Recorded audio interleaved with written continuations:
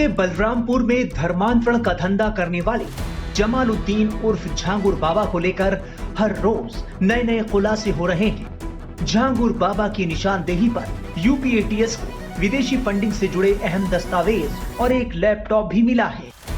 दावा है कि 200 करोड़ की विदेशी फंडिंग धर्मांतरण के लिए की गई।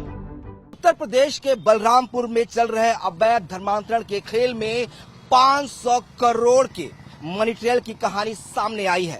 कहा जा रहा है कि इसमें तो 200 करोड़ रुपए की विदेशी फंडिंग धर्मांतरण के लिए हुई है और यह भी दावा किया जा रहा है कि इस 200 करोड़ का बकायदा हिसाब किताब जांच एजेंसियों ने जुटा लिया है। बाकी बचे 300 करोड़ का भी डेटा जांच एजेंसियों के पास मौजूद है। कहा जा रहा है कि इसके लिए नेपाल का सहारा लिया गया, जो पड़ोसी मुल्क है नेपाल, वहां के जिलों में जो है अकाउंट्स खुलवाए गए। 100 से ज्यादा ऐसे अकाउंट है जो रूपंदेही, बांका और नवलपरासी के जिलों में है। ये तीनों जिले जो है वो नेपाल के हैं और बलरामपुर से सटे हुए जिले हैं।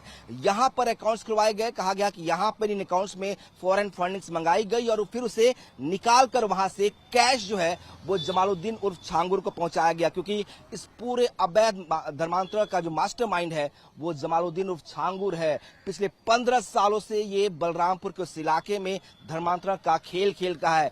कई इसके जो गुर्गों की संख्या है वो 500 से ज्यादा बताई जा रही है। कहा जा रहा है कि ये लोग अलग अलग इलाकों में जो गरीब मजदूर महिलाएं बच्चियां थी उनका ब्रेन वॉश करते थे, उन्हें जबरन उनका धर्मांतरण कराते थे, प्रॉपर्टी पर कब्जा करते थे।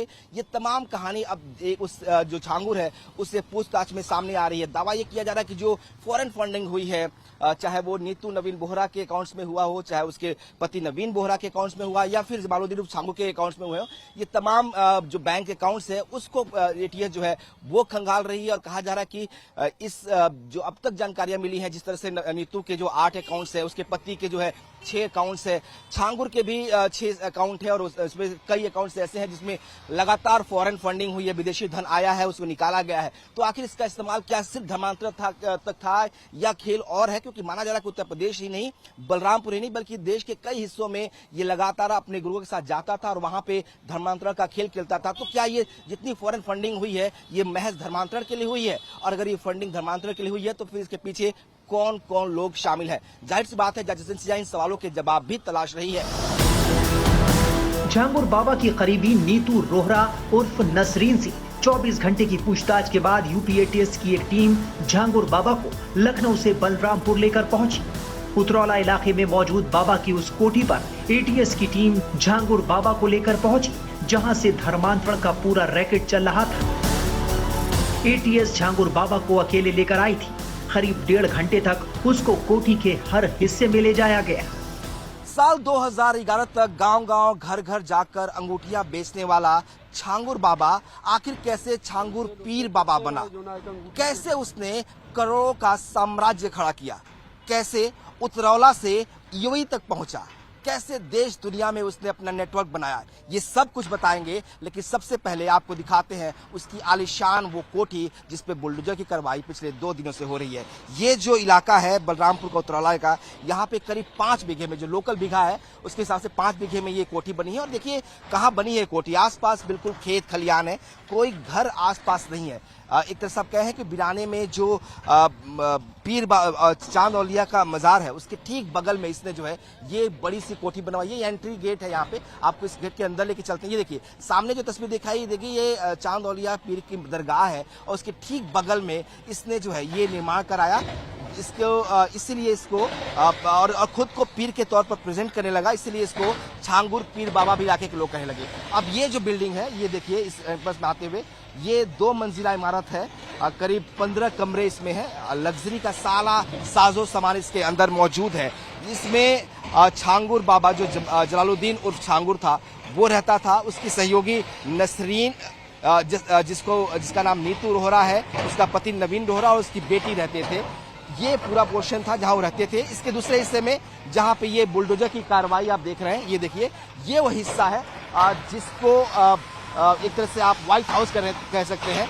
ये व्हाइट हाउस था जिसमें 40 कमरे थे, 150 से ज्यादा पंखे लगे हुए थे, सारी सुख सुविधाएं थी और ये अवैध निर्माण था क्योंकि ये सरकारी जमीन पर कब्जा करके बनाया गया था। यहाँ पर पिछले 2 दिनों से 8 बुलडोजर लगातार चल रहे हैं ताकि इसको ध्वस्त किया जाए। इस कोठी तक पहुंचने के लिए जो है वो उसने एक बाकायदा सड़क का निर्माण भी कराया था। इसके ठीक पीछे जो है उसने एक अस्तबल बनाया था जिसमें घोड़े रखे जाते थे। उसके ठीक बगल में जो डॉगीज हैं, जर्मन शेफर्ड डॉगीज हैं, वो रखे जाते थे जिनकी संख्या 7 से 8 थी। अभी यहाँ पर बुलडोजर से उसे बुलडोज कर दिया गया है, लेकिन अब आपको उस इलाके में लेके चलते हैं, उस हिस्से में घर चलते हैं जहाँ पे वो खुद रहता था। ये देखिए 2 मंजिला ये मकान है, ये कोठी है जिसमें वो रहता था और नीतू नसरीन भी यहाँ पे रहती थी। कहा यह जाता है कि बचपन में इसके पिता की मौत हो गई थी और ननिहाल में इसका पूरा जीवन बीता था। बलरामपुर जिला से करीब 30 किलोमीटर दूर जो रहरा माफी गांव है वहां पर यह पैदा हुआ था। यहाँ की आबादी करीब 3000 है और 50% मुस्लिम आबादी वाला ये हिस्सा है। देखिए इस घर के एक पहले हिस्से को दिखाते हैं। ये देखिए एक बाउंड्री है और इसके अंदर जो है 4 कमरे जो है ये बने हुए हैं। ये उन लोगों के लिए है जो बाहर से आते थे, वो भी इन कमरों में रहते थे। सारी सुख सुविधाएं इस कमरों में थी। अभी जो सामान है वो सारे सामान बाहर निकाल दिए गए हैं, क्योंकि जब पता चला कि यहाँ पर रेड हो सकती है तो वो फरार जब हुए तो सारे सामान को वहाँ पे छोड़कर चले गए। अब हम आते हैं फर्स्ट फ्लोर पे।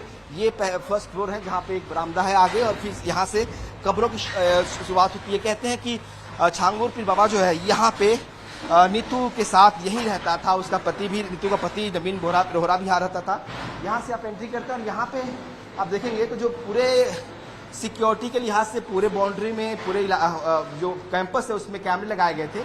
उनका जो पूरी सिस्टम था वो यहाँ पर था, लेकिन कहा जा रहा है कि जब वो यहाँ से भागा तो उसने इस हिस्से को पूरा जो है DVR जो था कैमरे का वो लेकर चला गया ताकि पता न चल सके कि आखिर कौन कौन यहाँ से लोग आते हैं।